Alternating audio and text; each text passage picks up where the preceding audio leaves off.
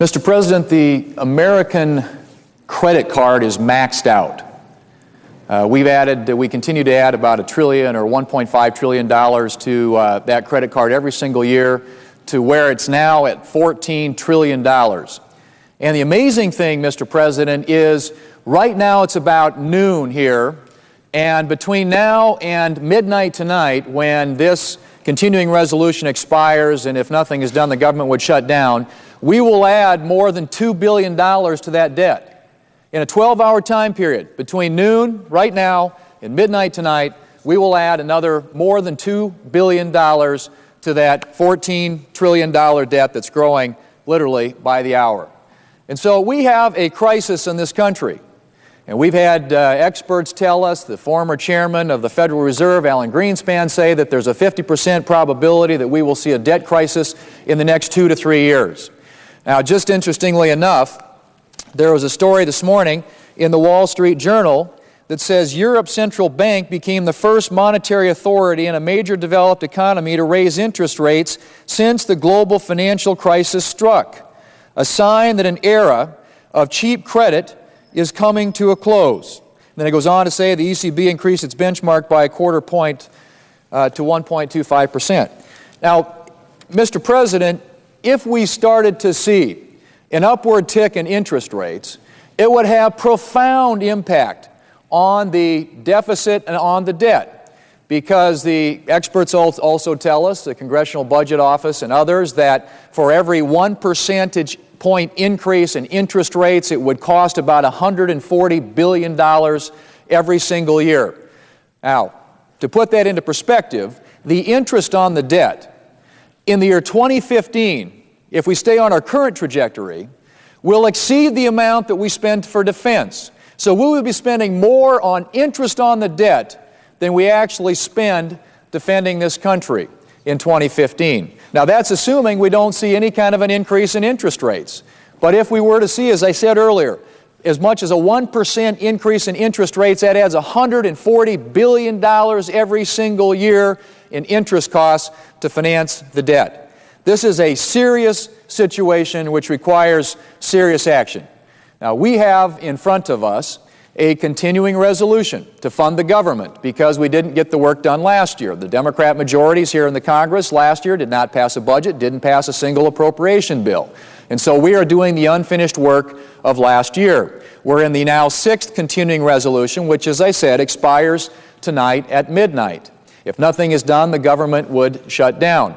But there's an alternative, Mr. President. And of course, the best alternative would be to pass legislation that passed the House of Representatives earlier this year, was voted on in the Senate and defeated, that would cut $61 billion from discretionary spending and take us back to 2008 levels.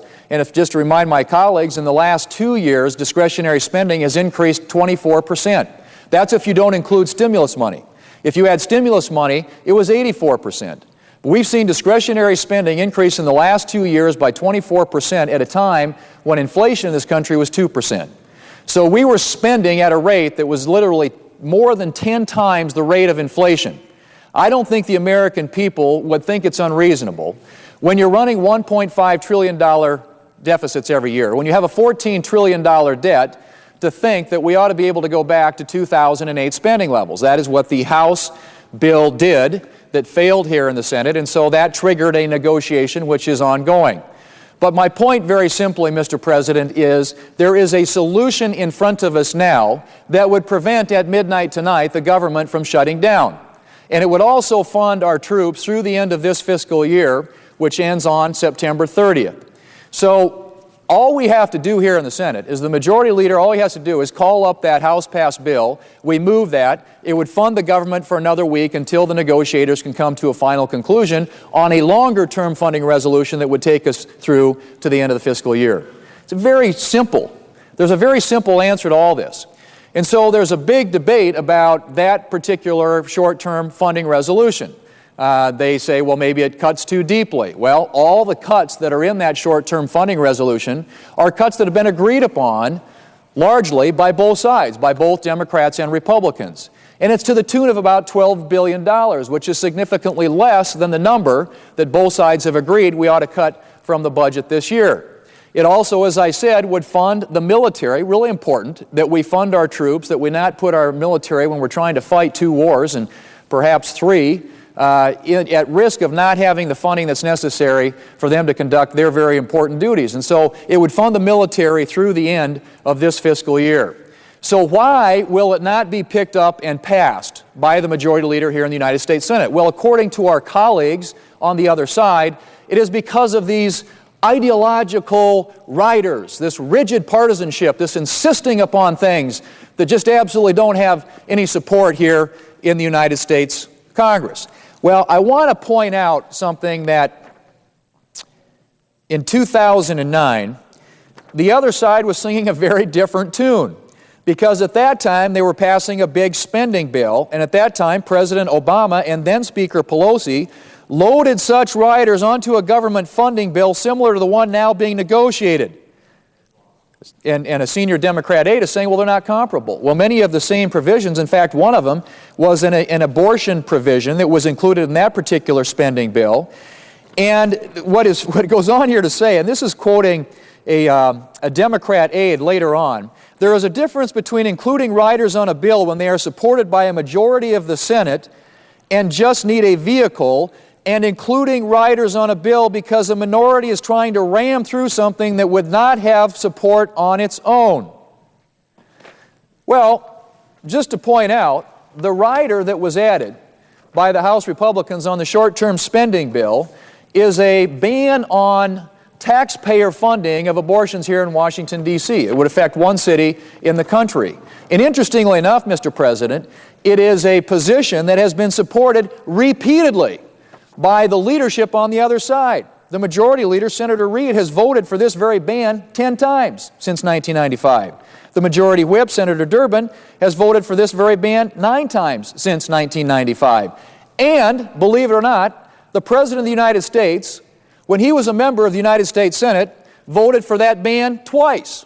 And he has, as president, signed legislation that includes that ban. And so to suggest that this is something that lacks majority support just doesn't pass the smell test. You cannot make an argument that it's about ideological riders that don't have majority support when you have people on both sides by large majorities voting for these particular riders. And I think you can't argue that this is an ideological battle because these are things that have been passed before right here in the United States Senate. And I think that most of these, a lot of legislative things, a lot of things that get funded in government are an expression of someone's ideology. Now, there are some of us who happen to believe that the taxpayers in this country should not be supporting abortion. So that taxpayer funds shouldn't be going to supporting abortions. And the broader debate about funding for Planned Parenthood is not just ideological, it is a funding issue. Because they've received somewhere on the order of over $300 million a year in taxpayer funds. So when you're looking at ways to trim government, you're looking at every area of the budget, you are by definition making decisions that in some cases may be based on someone's ideology. But the fact of the matter is, you cannot argue with a straight face here on the floor of the United States Senate that this short-term funding resolution ought to be held up over a couple of riders that have broad support by members on both sides and have countless votes, previous votes, in support of those. And so I would suggest to my colleagues here in the Senate that a shutdown at midnight tonight can be avoided very simply. All it requires is for the majority leader to pick up the bill that passed the House of Representatives yesterday, that, as I said, funds the government for another week until our negotiators can come to that final conclusion, that funds the military through the end of the fiscal year, and that includes a couple of provisions that have been supported numerous times by members on both sides here in the United States Senate. A shutdown is totally unavoidable, but it's completely up to the majority to pick up that legislation and pass it.